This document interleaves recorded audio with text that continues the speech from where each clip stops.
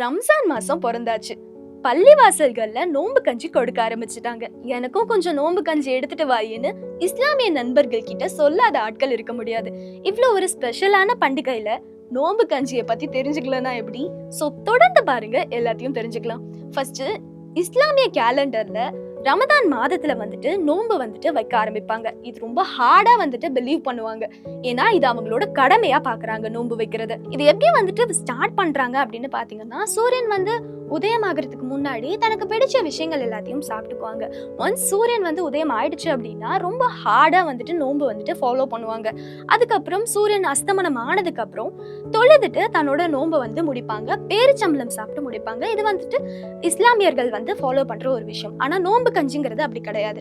தமிழர்கள் மட்டும்தான் நோன்பு கஞ்சியை வந்துட்டு ஃபாலோ பண்றாங்க. வெளிநாடுகள்ல அப்படின்னு எடுத்துக்கிட்டா அவங்களோட கலாச்சாரத்துக்கு ஏத்த மாதிரியான ஃபுட்ஸ் தான் அவங்க சாப்பிடுவாங்க. ஆனா இந்த நோன்பு கஞ்சிக்கு ஒரு தனியான ஒரு ஸ்பெஷல் இடமே இருக்கு. பிரியாணிக்கு ஈக்குவலா நோன்பு கஞ்சியும் எல்லாருக்கும் இங்க பிடிக்குது. அப்படிப்பட்ட நோன்பு கஞ்சியை பத்தி தெரிஞ்சுக்கலன்னா எப்படி?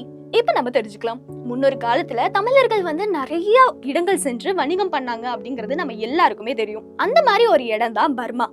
இங்க இருந்து, அதாவது தமிழ்நாட்டு திருநெல்வேலியில இருந்து முகமது அலின்னு ஒருத்தர் வந்து அங்க போறாரு.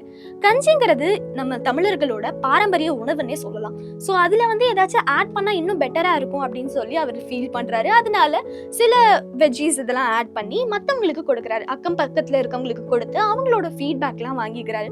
அதை வச்சு அதை இம்ப்ரூவைஸ் பண்ணி அந்த ரெஸ்டாரண்ட்லயும் அவர் வந்து செல் பண்ண ஆரம்பிக்கிறாரு. எல்லாருக்குமே நோன்பு கஞ்சி ரொம்ப பிடிக்க ஆரம்பிச்சிருது. ஏன்னா அது வந்துட்டு ரொம்ப எளிய மக்களுக்கும் ஈஸியா சென்று சேர்ற ஒரு உணவா இருக்க ஆரம்பிக்குது. ரொம்பவே வந்துட்டு அது பாப்புலரும் ஆக ஆரம்பிச்சிருச்சு. அதுக்கப்புறம் அங்க வந்துட்டு ஜப்பானியர்கள் வந்து நில ஆக்கிரமிப்பை பண்ண ஆரம்பிக்கிறாங்க. அதனால என்ன ஆகுது, அங்கிருந்து தமிழர்கள் வந்து பிரிய ஆரம்பிக்கிறாங்க. மலேசியா, சிங்கப்பூர் இந்த மாதிரியான இடங்களுக்கு போய் அங்கேயும் வந்து நோன்பு கஞ்சி கல்ச்சருங்கிறது ஸ்டார்ட் ஆகுது. அண்ட் நம்ம பர்மாக்கு போன ஹீரோ திரும்ப தமிழ்நாட்டுக்கு திருநெல்வேலிக்கு வராரு. அங்க மறுபடியும் நோன்பு கஞ்சியை வந்து துவங்குறாரு. சோ அப்கிரேட்லாம் பண்ணி புதுசா லான்ச் பண்றாரு. எல்லாருக்குமே இது வந்து ரொம்ப பிடிச்சு போக ஆரம்பிச்சிருச்சு. ஈஸியா வந்துட்டு அஃபோர்டபுளாவும் இருக்கு. எல்லாரையும் இது வந்து சென்று சேர்ற விஷயமாவும் ஆக ஆரம்பிச்சிருச்சு. நோன்பு கஞ்சில வெங்காயம், பூண்டு, தேங்காய் பால், அப்புறம் வெஜிடபிள்ஸ் இல்லைன்னா இறைச்சியும் சேர்க்க ஆரம்பிச்சாங்க. இந்த மாதிரியான ஃபிளேவர்ஸ் வந்து நோன்பு கஞ்சியை ரொம்ப பாப்புலர் ஆக்கிருச்சுன்னே சொல்லலாம். ஆனா இந்த நோன்பு கஞ்சியோட வரலாறு இங்க இல்ல, இதுக்கும் பின்னாடி நம்ம போய் பார்க்கணும். எங்கன்னு பாத்தீங்கன்னா 3000 ஆண்டுகளுக்கு முன்னாடி நம்மளோட புராணங்கள்லயே இதை பத்தின ஒரு ரெஃபரன்ஸ் இருக்கு அப்படின்னு சொன்னா உங்களால நம்ப முடியுதா? ஆமா, பெருஞ்சோறு அப்படின்னு சொல்லி ஒரு கான்செப்ட் இருக்கு. மன்னர்களால சமைக்கப்படும் பெரிய பாத்திரத்துல வந்துட்டு பெருஞ்சோறு வந்து செய்வாங்க. இது யாருக்கு கொடுப்பாங்கன்னு பாத்தீங்கன்னா, போருக்கு போற வீரர்கள், அப்புறம் போர்ல இருந்து வெற்றி பெற்று வர வீரர்களுக்கு வந்து இந்த பெருஞ்சோறு வந்து கொடுக்கப்படும். இது பேசிக்கலி வந்துட்டு கஞ்சி மாதிரி. இந்த கஞ்சி வந்துட்டு நம்ம நல்லா யோசிச்சு பார்த்தா, திருவிழாட்கள்ல நம்மளோட குலதெய்வத்தை வழிபட்டு வேண்டி நம்ம வந்து கஞ்சி கொடுக்கற பழக்கம் இருக்கு. ஞாபகம் இருக்கா? அந்த கான்செப்ட் தான் இங்க வந்துட்டு நோன்பு கஞ்சியா வந்துட்டு செலிப்ரேட் பண்ணப்படுது.